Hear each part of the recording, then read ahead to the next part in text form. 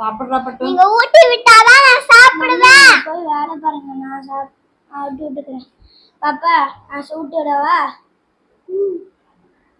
தங்கடா பட்டுல சாப்பிடு.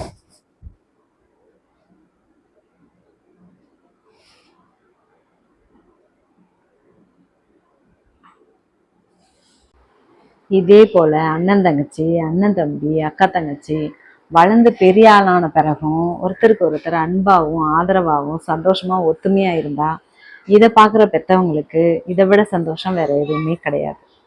ஆனா அண்ணன் தம்பிங்களோ அக்கா தங்கச்சியோ அண்ணன் தங்கச்சியோ வளர்ந்த பிறகு ஒருத்தருக்கு ஒருத்தர் சின்ன சின்ன விஷயத்துக்கெல்லாம் சண்டை போட்டுக்கிட்டு அடிச்சுக்கிட்டு எதிரும் புதிருமா எதிர் திசையில இருந்தாங்கன்னா அதை பார்க்குற பெற்றவங்களுக்கு அதை விட ஒரு பெரிய கஷ்டம், மன வருத்தம், வேதனை வேற எதுவுமே கிடையாது.